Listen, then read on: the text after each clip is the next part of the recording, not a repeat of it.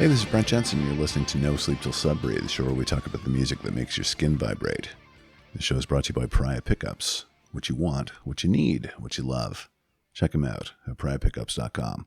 The show is also brought to you by Storyfora, the writing services and content agency providing people with communication solutions of all sorts. For writing services of any type, go to Storyfora. That's Phora, storyfora.com. Lastly, don't forget to check out Thursday Night Record Club on the Brent Jensen Music YouTube channel. All right, today on No Sleep Till Sudbury, I welcome award-winning multi-platinum music producer, songwriter, musician, and all-around good guy, Rob Wells, to the show. Rob has worked with Ariana Grande, Justin Bieber, Selena Gomez, Adam Lambert, Cyndi Lauper, Corey Hart, and many, many others. And I couldn't be more pleased to have him here today. I know we're going to have a great chat. Here he is, Mr. Rob Wells. Rob Wells, we've never met in person. Never. But I feel like I know you already. We're a deep, rich history that we have within the last 10 minutes.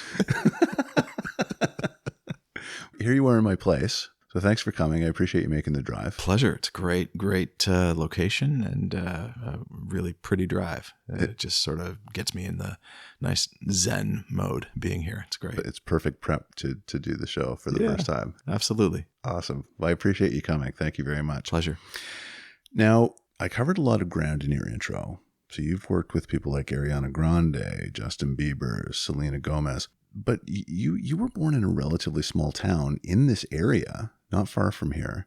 So can I ask you to take us through how it is that you came to be a songwriter, a musician, someone who works with some very big stars? Sure, absolutely. I was so lucky to have been born in a very musical family.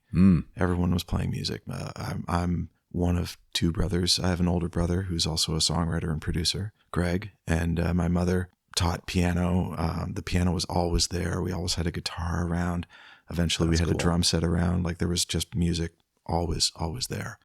My grandmother played a lot of instruments as well. So, you know, when you're born, you pick up on the language that's being spoken at home. So for me, it was English, but also the piano was being played constantly, nonstop. So I always say that my second language is the piano or music, basically.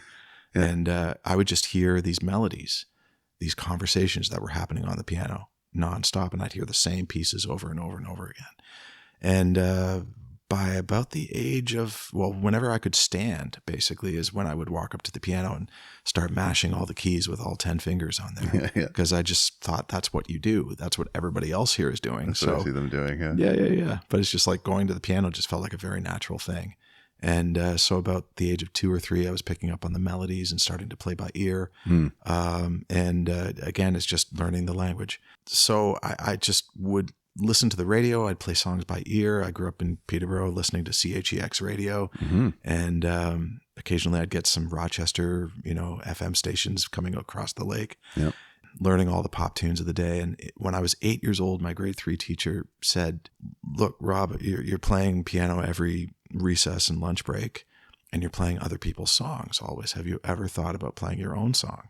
Wow. And that was kind of like the equivalent of in The Wizard of Oz, where she opens the door and color is there all of a sudden from this black and white world. Right. I didn't realize that you could write your own songs. I just thought you listen to other people's songs, you learn them, you play them. But you're such a young kid still. Yeah. But at one point, I actually thought that the world way back in the day was black and white, because I would see these pictures and just see these black and white. And then all of a sudden, this scientist came along and invented color to the world, and we have these color pictures. That's just how I thought. Yeah. Crazy. So he challenged me actually to go home over the Christmas break and try to write a song, which I did, and spent 2 weeks coming up with basic chords, basic melody, and basic words.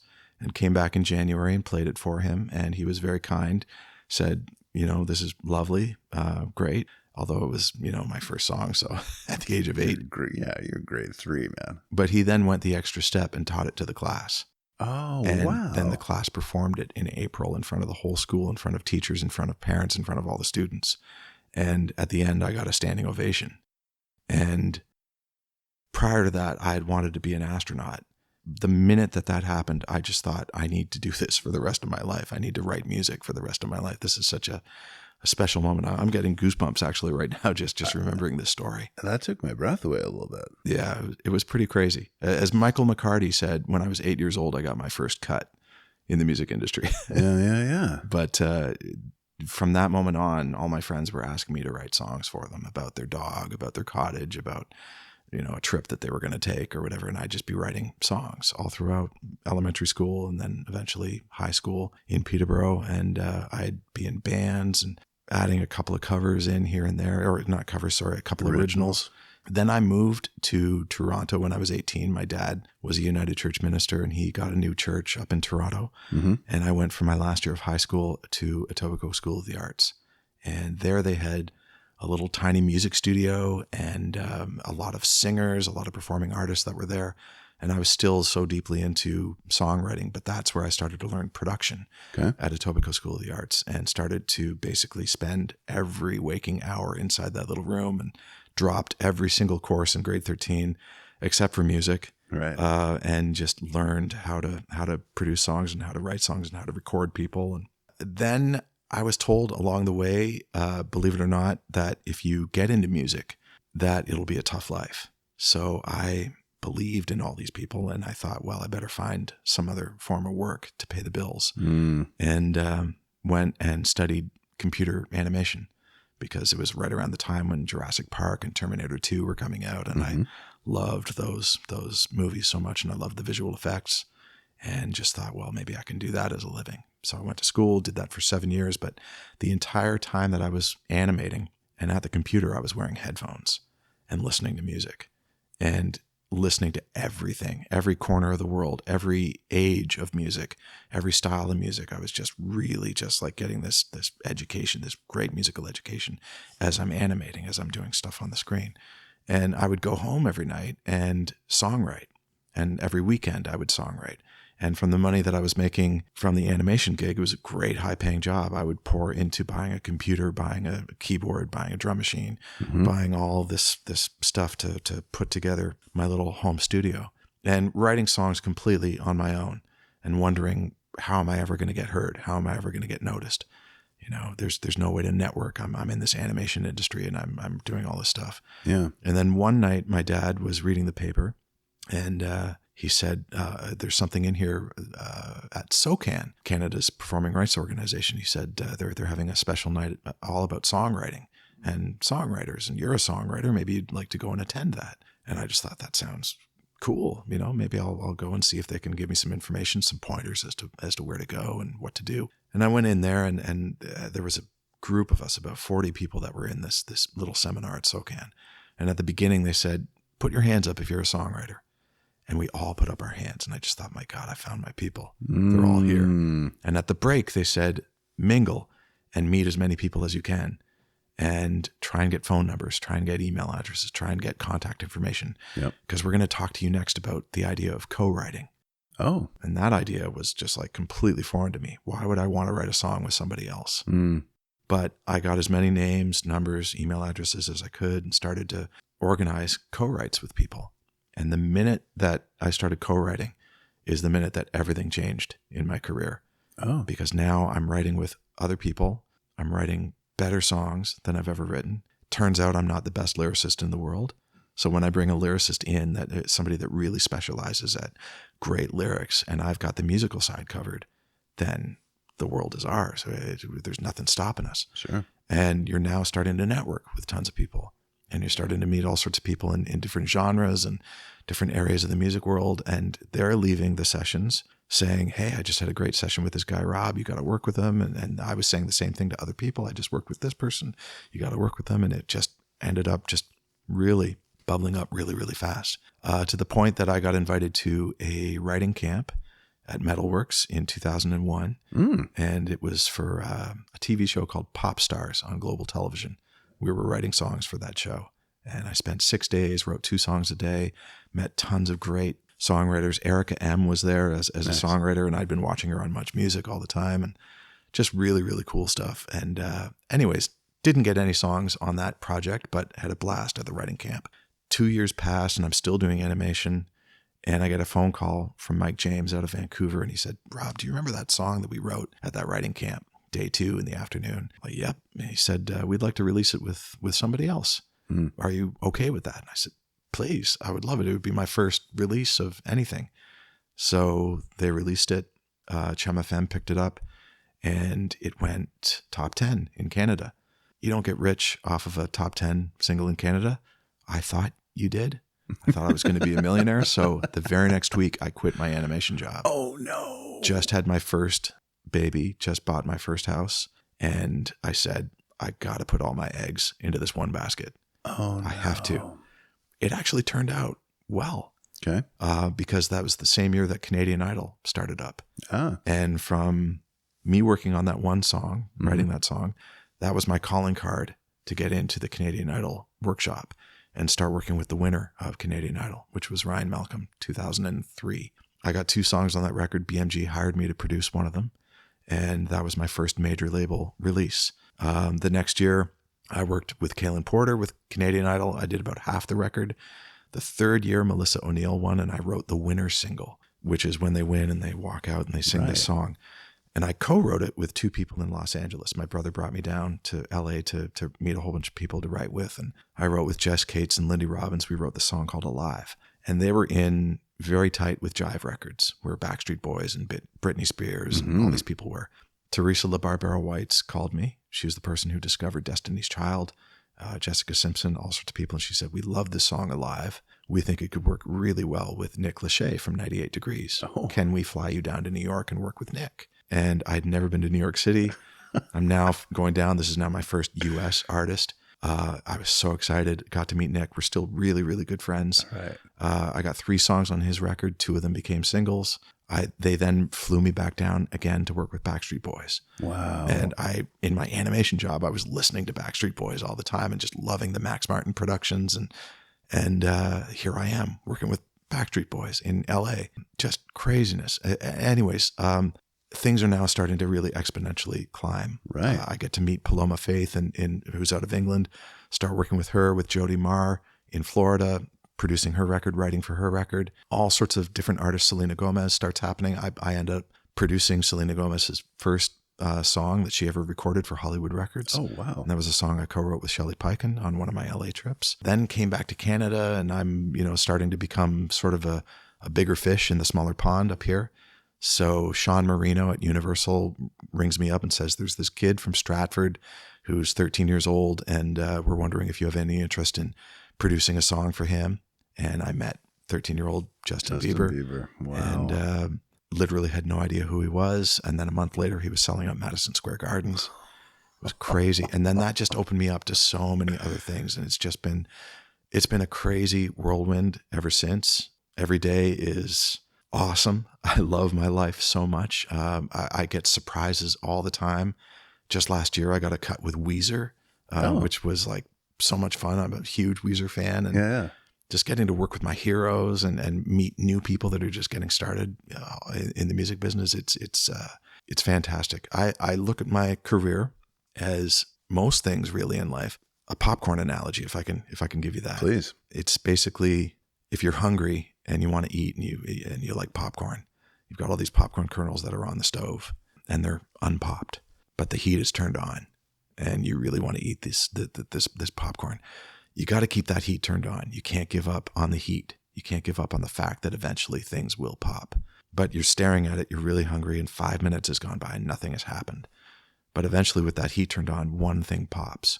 1 out of 1,000 potential kernels popping. It's great that that started, but you're still so hungry. You can't turn the heat off. Keep it on. And eventually 2 go off, and then 3, and then 5, and then 10, and then 20, and it's exponentially growing to the point where you need help. You need somebody else to help you catch all the popcorn kernels before they hit the ground. And that's really the secret to so many things in life, is to just keep the heat turned on whatever it is that you love, on whatever it is that your target is. Just keep the heat turned on, and eventually something will happen. It has to happen. And be patient. Yeah. As long as you're constantly developing your skills, your personality, your networking abilities, all that stuff, your talent, your drive, your personality, all those things, you got to keep that heat turned on as well. And eventually things will just happen where you can be at the right place at the right time, multiple times, hopefully. Wow. I'm so glad that I asked you that question. Sorry, very long answer. No, it was an amazing answer. I'm inspired by you. This is crazy. Cool. All right. Well, I'm inspired by you. I'm thrilled to be here on this podcast. I listen to it all the time. It's a great podcast. You do a fantastic job. And thank you. The amount of information that I get from sitting back and listening to your podcast is incredible. Thank you very much. That Absolutely. means a lot coming from you. No, thank you. I appreciate everything you do so much. It's an absolute honor and pleasure to be sitting here to be part of the podcast. Is a real trip for me. First of many. Yeah. Down. So now you also developed, you're working on some interesting things now too. So you started working on an app. Yes. As I understand. So yeah. Well, I've always been interested in technology. Mm-hmm. The computer has always been my friend ever since about the age of 8. Same teacher brought in the PET computer into class. It was before the Commodore 64. And we just loved the PET computer. I just thought, this is cool. I can actually like create artwork on this thing. So I've always been interested in the tech side of things. I don't know how to program at all. I know how to do visual arts. I know how to do the artistic side of things. So it's always been a desire of mine to make some apps, to be part of the app building community. I just didn't know anybody to partner up with to do the technical side of things. So I'd had a lot of people throughout my time as a songwriter, a lot of people that would always say to me, you know, Rob, I can't play an instrument, but boy, if I could play piano like you, the songs I could write would be amazing. And so I just thought, well, maybe there's a way that I can create an app where it is the way that I play piano, the way that I play chords, the voicings that I would use. Maybe there's a way that I can create something so that a top liner, somebody who just comes up with melody and lyrics, that they could sit down with this app and be able to play very simple buttons and sound great right away. So that was my idea. I came home and told my wife about it. And I just thought, if only I could find somebody to program this thing. Mm-hmm. She said, you're an idiot. You know that I have my niece's husband does this in his sleep, basically. And I just thought, oh my God, you're absolutely right. So I rang him up and said, you know, Doug, are you interested in doing anything like this? And he said, you won't believe it. I literally just told my wife today that I'd like to spend an hour a day working on an app. I just don't know what to do. I don't know which app to do first. And so we joined forces last summer, started working on the Songwriter's piano, and it came out last December and became the number 2 app on the music app chart for worldwide on the worldwide. Yeah. That's amazing. Yeah, it's pretty cool. It turns out that there's a need for it. And we had all sorts of people that were creating videos of themselves playing the app and coming up with songs. And I know multiple people that use it all the time. I use it all the time if I'm on a bus or on a GO train or plane or somewhere where I don't want to lug my keyboard around everywhere. I just whip out the app and I'm good to go. And there's new versions of the app coming out where you can put your lyrics in, where you can make recordings of your moves and all that. There's going to be an upright piano version. There's going to be all sorts of different things coming with that. So that's amazing. Congratulations. Thank you. Thank you. So cool. Thank you. It's, you know, being of service to people is, I think, a good thing. When you can hear enough people are telling you that they have a need for something. If you can fill that need, if you can create something that helps them out, mm-hmm. I think that's always the key. That's the secret to success. Much like with my songwriting, is that I want to be a source of positivity with my songwriting. As I said, my dad was a minister, and I would go to church every Sunday and I would hear him speak, give these sermons, and I would see how it would change people, how it would help them, how it would make them feel better about life, or make them see the world in a different way so that they could go out into the world for the next week and maybe treat their neighbor a little kinder, you know? And I just thought that's a great thing. And I feel like my songs are kind of like that. Not that they're religious songs, but they're of service to people, that they're helping people out, that they're letting people know that they're not alone in their struggles, that they're being told that there will be a better day, mm-hmm. you know, things like that. That's really my aim to shoot for when I'm creating content, when I'm creating stuff. Just how can I be of service to people in delivering messages that I really truly believe in, and hopefully helping people out in their day or in their life. That's extraordinary, Rob. It truly is. Cool. Thank you. I admire that quite a lot. May we all be like that. May we all help each other out. That's it, right? Right. And these are things that you aspire to do. These are the outlooks that we should all have. 100 years from now, nobody will remember what car you drove, what clothes you wore, the house you had, the songs I wrote, all that stuff. But they will remember how you made them feel, the messages, the good vibes that you passed along to help somebody else out. That's what it's all about. That's how we become better as a species. That's how we survive. It's not about greed. It's about how can I help other people always. Amazing. See, I knew you were a good guy, but I didn't know that you were this good of a guy. It was so great. I've got my moments of the opposite, let me tell you. That'll be for the next episode. That's right. I'm not so good of a guy when I stub my toe. That's who is really? That's right. Even my dad, when he would, I remember hearing him yell out the F-bomb when he hit his thumb with a hammer. Yeah, it was good. Yeah. It was good. Yeah. Well, that happens around here a fair bit too. Of course. So don't worry about that. Yeah. Okay, so you have brought some great songs here, my friend. Boy, was that ever hard to choose. It's impossible. Right? We talked about that. You can't just have 5 as, a music fan in any capacity, really, in any serious capacity. You can't. No, but what I did when you presented me this challenge is I just thought, what are 5 songs that still hit me as hard as the first time that I heard them? That make me feel like I'm listening to it again for the first time. That's what these 5 songs are, for sure. I like that criterion. Good. Let's jump in, shall we? Let's do it. These are good. I'm going to talk about these. So the first one is Sam Cooke, What a Wonderful World. Now, not to be confused with What a Wonderful World by Louis Armstrong. That's right. So this is a little bit different. It's more up-tempo. Don't know much about history. That's right. So tell me about this. What a great song. Oh, yeah. What a great song. My parents really tried to keep me very musically safe when I was a kid. Oh. There was a lot of 60s folk music that was being played in the house. Okay. The Kingston Trio and the Mills Brothers and things like that. Not that there's anything wrong with this, but kind of like the coolest that my dad ever got was Roger Whittaker, listening to stuff like that. And the whistling solos of Roger Whittaker that my brother and I would be rolling our eyes on long car trips, and the 8-track would be playing Roger Whittaker, and we'd just be saying, "Somebody kill me now." I remember him, the big beard and glasses and the hat. That's right. Yeah. That's right. So my mom foolishly brought home a cassette tape from the Peterborough Public Library, and it was the greatest hits of Motown. And she thought maybe young Robbie will like to listen to this music, and she didn't know what she was getting into. The minute that I turned it on and Jackson 5 was on there, and then Stevie Wonder, and then Marvin Gaye and Diana Ross, I was like, what is this? I couldn't believe what I was hearing. Yeah. And it was the first moment in my life where I just thought, this music speaks to me. This music is incredible. The songwriting is on point. The musical performances are ridiculous. The musicality of the instruments and the parts, the hooks, the dynamics, the emotions that I would feel in all this. It's all great. However, from that style of music, I would have to say that Sam Cooke never, ever disappoints. Just incredible songwriting, incredible performances.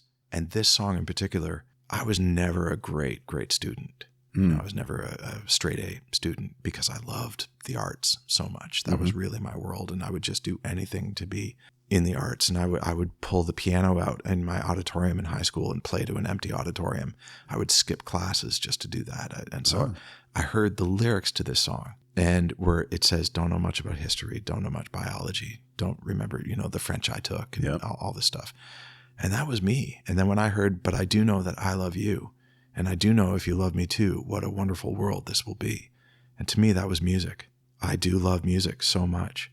And it just was my story.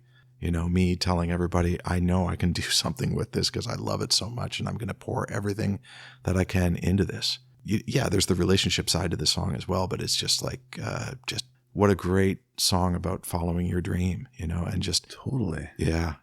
This is your love letter to music. Oh yeah, absolutely. But you can't go wrong with any Sam Cooke at all. Oh God, no. Change is going to come. Incredible. All of it. Yeah. Oh, well done. Great pick. Cool. And great story. And again, I can listen to that song fresh every time. You know, a lot of that music, Rob, is timeless, isn't it? Yeah. Those really great songs. Oh, yeah. And I know exactly what you mean, because I'll move this chair over so that the speakers surround me, and I'll just take time, right? I'll pour a glass of bourbon and turn the lights down, and it's Sam Cooke, and it's the really good stuff, Mm-hmm. and you can lose yourself in that, Mm-hmm. truly. Mm-hmm. Mm-hmm. I also love the length of these songs too.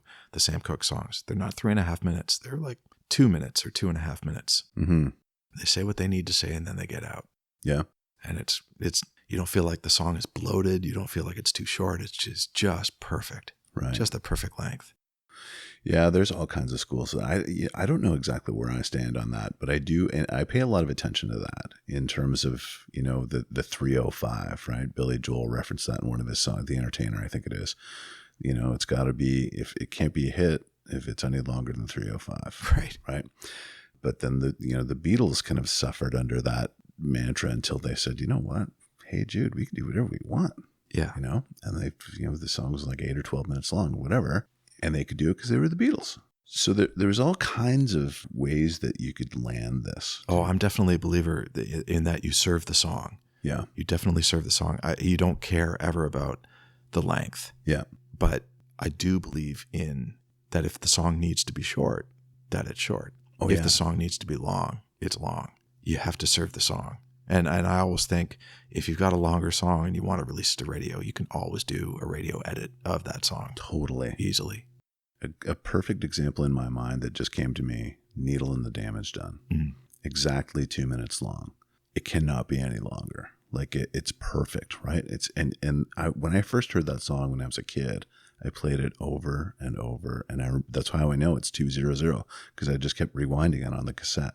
But it was perfect. I didn't want it to be any longer. Yeah. And that's 2 minutes. It's not a long song. Yeah. Too much of one thing can be a bad thing. It's just, if it goes on too long, then would you want to rewind it again and listen to it again? Well, as well as I do, there's middle eights and interludes and songs that are not necessary. They don't have to be in there. Yeah. Right. And you almost think like, ugh, I wish that wasn't in there. If I could somehow, remove that, Mm-hmm. it would be a better song. When I'm creating songs, when I'm writing songs, when I'm producing songs, I always imagine this imaginary finger that is the listener's finger, and it's traveling towards the skip button. And so I'm always thinking, what can I do to reset the position of that finger back to its starting point again, so that it won't get closer to the skip button? That's fascinating. But at the minute that it gets reset, it's moving towards the skip button, and I better do something to bring that finger back. That is so cool. You actually think that? Oh yeah. Wow. There's other people that think, as they're listening back to their song, if I were to play this for an A&R right now, what would be the reason that this A&R would say no to this song? Right. That they're constantly thinking that. Yeah. Rather than playing it for the A&R and then thinking, oh my God, the intro is way too long. Or maybe that second verse doesn't need to be the length it's at. Rather think about those things first before you go in to play it for the A&R. You know what? You and I could talk for a week about this. I feel sorry for the listeners because they're like, move it along, you guys. But this stuff consumes me. Here's an example. I was sitting in the chair as I was just describing. I was listening to a band called Street Heart, if you know Street Heart. Yeah. First record, right? Meanwhile, Back in Paris. The first song is Action. So there's this like keyboard intro, right? Shimmering thing that goes on for 30 seconds. And I know that because I thought, first record, first song, why would you have this thing that's basically one note for 30 seconds? That takes a lot of guts, because people would hear that after 15 seconds and go, nope, done, right? Mm-hmm. And that could be their career. So I think about these things all the time. What's too long? What's too short? You know what I mean? Mm-hmm. It's always on my mind when I listen to music. It's funny. Mm-hmm.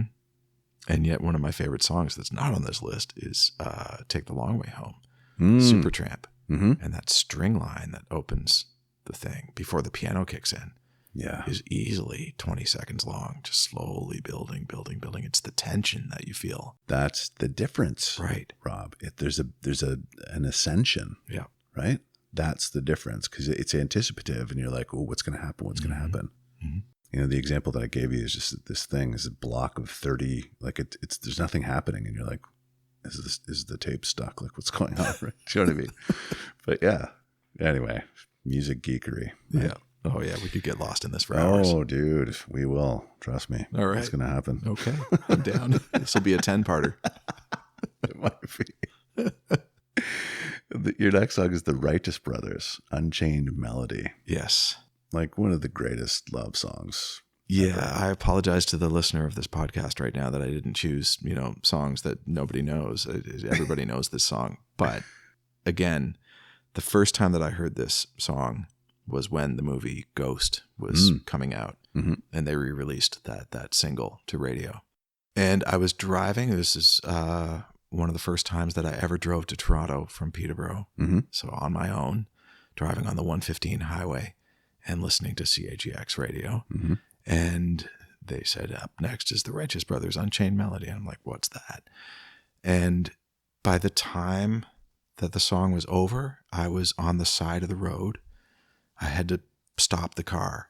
I was bawling my eyes out at the beauty of the song and the message and the loneliness and the emotional impact of that song and just the build and how it starts from nothing to the most epic of conclusions at the end, and the string arrangement that's on there, and I could go on and on. Yeah. But just one of those things where I just was hit so hard by that song, and still to this day, as I tell the story, again, I'm getting goosebumps. The power of music, holy smokes. Right? Where it can change your emotional state right away, where it can make you see the world in a different way. That's the benchmark. That's the benchmark. And I know that song has been out for so many years, and I know everybody knows it, but man, it's still, there's a reason why it is so popular. That's why. Yeah. Exactly. Yeah. They really just, everything came together so well on that record. That crescendo with that big note at the end is just like, so, people throw the word epic around a lot. That's epic. Yeah. Oh yeah. The choices of notes in that string arrangement at the end, it's just pure perfection. Pure perfection. That's something that I try to add in a lot of my productions. It is a string arrangement. Yeah. And it's because of songs like this. Oh yeah. That I just think that having some sort of secondary melody that's over top of the main melody that the singer is performing is a really important thing to do. It just adds that extra bit of oomph to the song. This song went to #1 4 separate times. Did you know that? I did not. It did. But I'm not surprised. Isn't that crazy? That's amazing. 4 separate times. Wow. Yeah. Unbelievable. Wow. That's incredible. It's one of those songs. Though. How many songs can say that? Right. I can't think of of any others off the top of my head. But it's one of those songs, and right? As soon as you hear it, timeless. Oh yeah. Okay, here's another good one. Bruce Springsteen, Chasing Wild Horses. Yep. Yeah, this is from Western Stars. I think, from right? Western Stars. Yep. One of Bruce's, I guess, his second last record, or maybe third last record. 19 or 18, yep. Yeah, right around there. So Bruce Springsteen, my introduction to Bruce Springsteen, my parents took me to the exhibition when I was a kid. I guess I would have been about 12. And the Born in the USA tour was that night at the exhibition. I didn't have tickets. However, I found out that if you stand on the ramp to the food building, there's a tiny little sliver of the stage that you can see from very, very far away, but you can get the sound and you can see a tiny little bit of the stage. So I stood there and watched the entire concert, just basically like 5 feet of stage. And occasionally Bruce would be visible that I could see him in there. And I heard the whole thing and fell in love with Bruce Springsteen that night. Wow. Not him, the person, but just his music. I couldn't believe how he could command the audience for that long. It was about a 3.5 hour long show that he did. And the songs just really hit me. I knew some of the songs from the Born in the USA record because they were playing on the radio. But I just thought, here's somebody that I need to pay attention to for the rest of my life. And I did a deep dive into all things Bruce Springsteen. Believe it or not, that's the only time that I've ever seen him live. Really? I've never seen him live other than this little tiny sliver at the Canadian National Exhibition. But I've just loved everything that he does. And I love his simplicity with his chord structures, that they're always 3 or 4 chords, max, maybe the odd one that goes a little bit outside of that. His melodies are very repetitive, but his lyrics are so incredible. And I'm so thankful that the chordal structure and the melody is so simple because it lets you focus on the lyric. Right. It lets you really just like laser focus, get into that lyric and really get it. So when this Western Stars record came out, I don't know where I was. I think I was on a bike ride and I was listening to it on Apple Music. And again, I had to stop the bike numerous times. There's so many songs that are on that record that are just incredible. Moonlight Motel is another one that's on there. But this one, Chasing Wild Horses, what an emotional roller coaster it is. It's just so good. Yeah. I can't tell you how good it is. You just need to go and listen to it. And if you can read the lyric while you're listening to it, it will just hit you like a ton of bricks. Yeah. Even if you haven't lived that life of what he's talking about, even if you haven't experienced those things that he's talking about, you will feel like you've done both those things. Right. After you've heard this song, you will feel like you've lived this life, that you, for 3.5 minutes, you will be taken away on the most beautiful, lonely journey, that by the end of it, you'll wake up and you'll say, oh, I'm actually sitting here in this chair. I wasn't living this other life for the past 3.5 minutes. And what an incredible talent that is. Yeah. Really, right? All of his songs. Oh, God, yeah. All of his songs. I can't complain about any one of them. No. So evocative in that way. Yep. That you feel like you're right there with them. Oh, yeah. Yeah. Yeah. There's an earnest aspect about this that kind of twists me up too. Like the really good Springsteen songs. You know, when I think about this song, I think about Philadelphia. It's just I don't know if it's the delivery but it just gets you, you know? You want to really up the ante on Philadelphia, go watch the music video. They used the backing track for Philadelphia, but they recorded his live vocal for the video. No way. So as he's walking along the streets, it's his live vocal. Are you kidding me? Yeah. I've seen it. It's great. Go back and listen to it. It's his live vocal. It's not the studio vocal. No way. Yeah, and it just adds that extra layer of emotion to that song. I bawled like a baby in Philadelphia to the point where I was still crying in the seats by the time the next showing was already started. I could totally see that. Yeah, and it was the power of his track. Also, the Neil Young song at the end of Philadelphia as well is really something else. But that Philadelphia track, and again, so simple. One single, 1-bar looping drum beat from a drum machine, and a string pad that's playing just like 3 or 4 chords, but the lyric just gets you. And the vocal melody too. Like just the way that he delivers it, you know, it's almost like he kind of like there's this, it's not a desperation, but it's like oh man, I don't even know what it is, but it just gets you. Oh, it's also so simple. You know, you can sing that melody after the first minute of listening to that song. Anybody can sing the melody because it's the equivalent of hearing a nursery rhyme. It's the equivalent of hearing Mary Had a Little Lamb or Twinkle, Twinkle, Little Star. It's so repetitive and it just works. It's not in a range where most people can't sing. It's in a range that's very accessible to all people. So it just really speaks to everybody. You just really get it. It's the same way that I tell people that, you know, I love learning about astrophysics as well. I love astrophysics. But you can go really deep into the math of astrophysics and be lost in like all the technical aspects. Or you can listen to somebody like Neil deGrasse Tyson. Totally. Who completely gives it to you in an easily digestible fashion, where by the end of your lesson with Neil deGrasse Tyson, you have been enriched and you've been educated to the point where you now know all about the inner workings of a black hole, for example. But it's been explained to you in such an easily digestible way.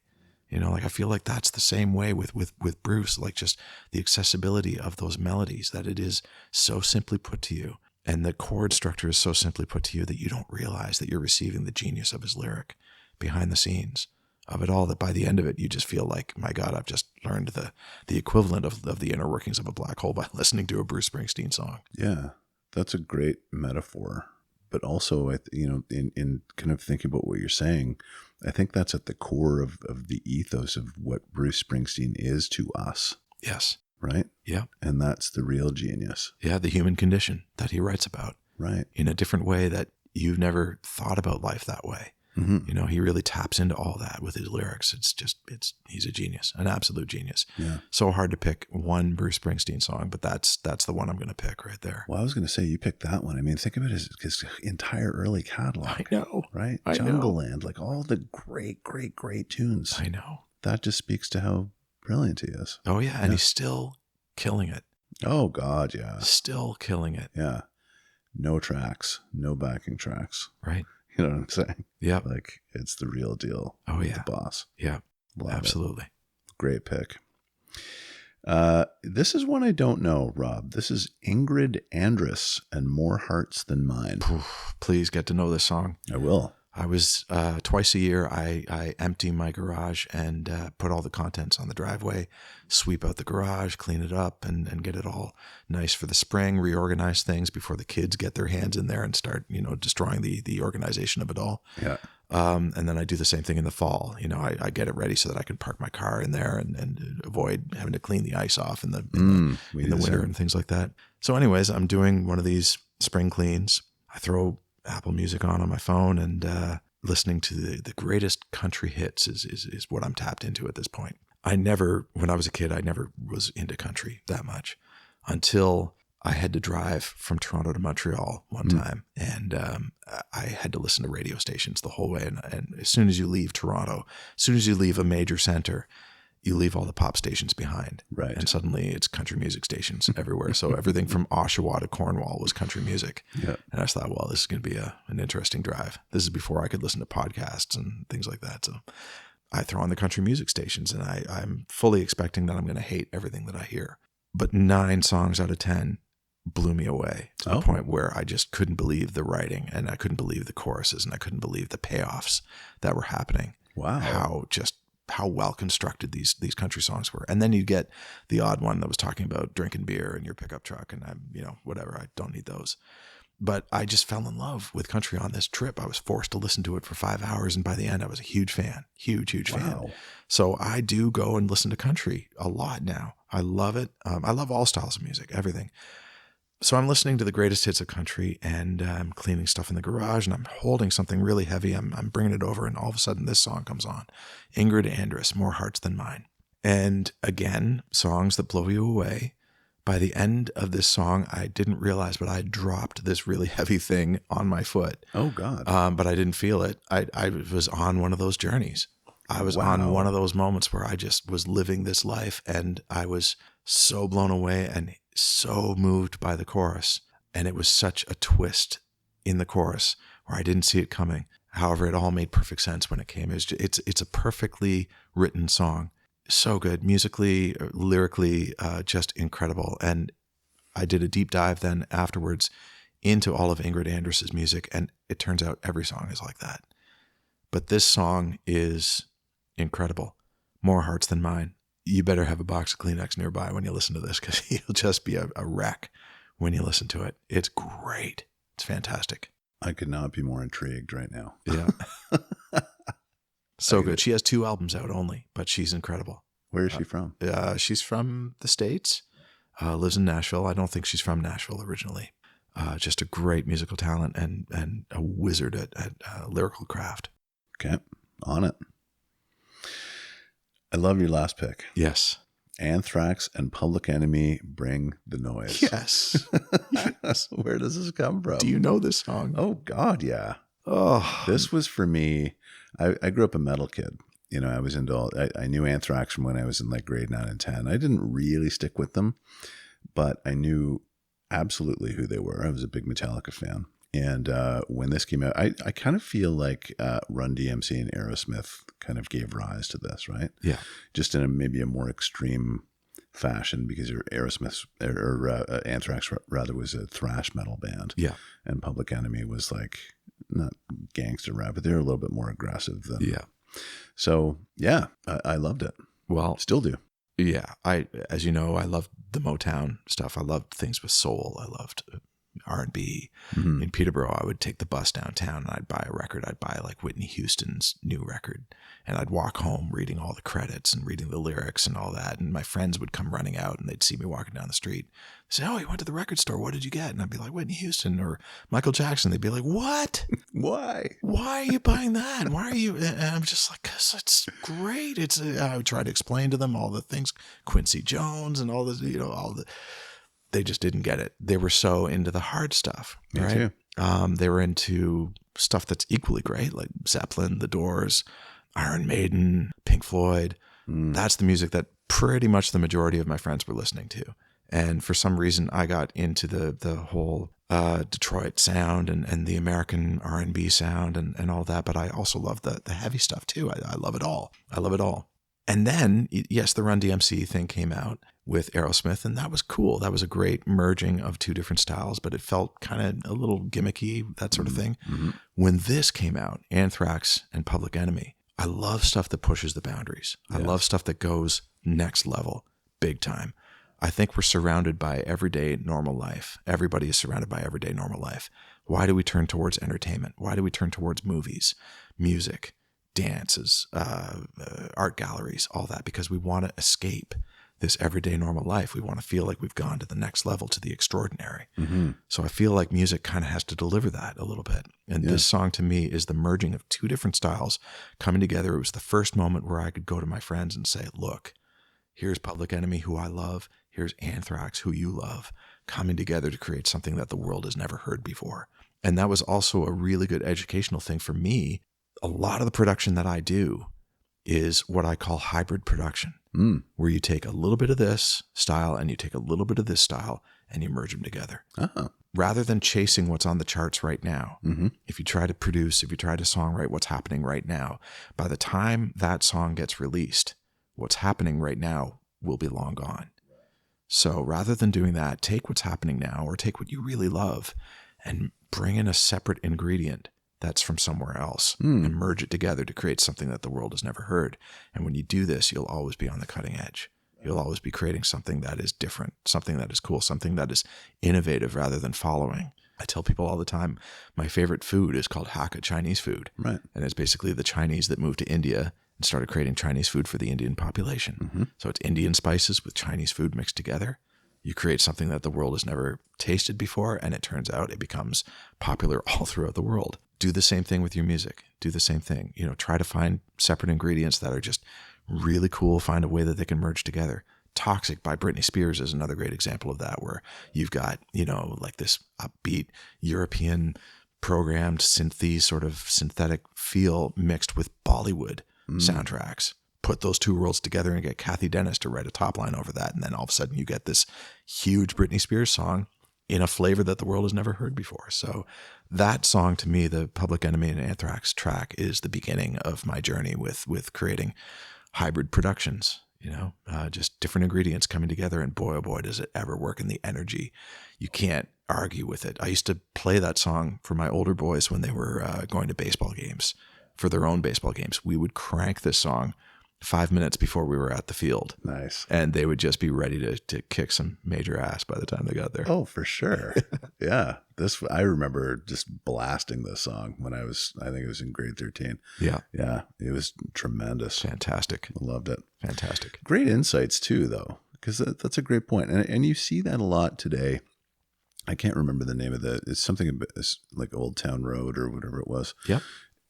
Country and hip hop coming together. Exactly. Yeah. So you're seeing it was the number one song 3 years ago. Yeah. Blasted everything out of the water. Right. So, you're absolutely right. It's true. Even Nirvana, Smells Like Teen Spirit. The drums from that are straight disco drums. Right. See, isn't that a funny thing? Yeah. I was just talking to somebody about this. Dave Grohl, who is the drummer? Do you remember? The story goes that drummer was at Dave Grohl's house for a barbecue. And, this is massive parties where there's hundreds of people. But he went up to the guy and said, I just want you to know that I've been ripping off your disco drum playing my entire career. And the dude said, I know. And he said, really? And he goes, yeah. Like the intro drums in Smells Like Teen Spirit. That's all disco beats. Yep. Unless you really kind of pay attention to that, it might just pass you by. Oh, yeah. Yeah. Oh, so most of my favorite songs are usually hybrid styles. There's an Eddie Vedder song with Nusrat Fateh Ali Khan from the soundtrack to Dead Man Walking. It's incredible. It's Eddie Vedder from Pearl Jam singing over tablas and sitars and harmoniums and bring it on. Bring it on. Peter Gabriel, his Real World label, all of that, all the Michael Brooks stuff that he would bring in, different people, or even just In Your Eyes, Peter Gabriel bringing in Houston Nadur to sing all the backing vocals, just adding those extra flavors. It's the way to go for sure. Always. The world's a big place. There's a lot of music out there. learn it all if you can, be exposed to all different styles of music if you can, and try to incorporate it all. Yeah. If you can. Rob, I am so happy that you came over today. Likewise, man. This has been great. Tremendous stories, amazing insights. This has been a fantastic. See, I told you, I said, we're going to have a really great chat. Yeah. I knew we would. Oh, I knew it too, man. I knew it. Yeah. You're great to hang with, man. And I Thank you. appreciate everything you're doing. And it's a absolute thrill to spend some time with you and be a part of this podcast. It's a great podcast. I hope it Thank you. Just keeps going on forever and ever and ever, because it's something I love to listen to. Thank you very much. That means a lot. I appreciate it. Pleasure. And thank you for being here. Well, pleasure. Thank you for having me. Well, you'll be back very soon. Okay. Looking forward. This has been No Sleep Till Sudbury with Brent Jensen and my very special guest, Mr. Rob Wells. Until next time, folks, take good care.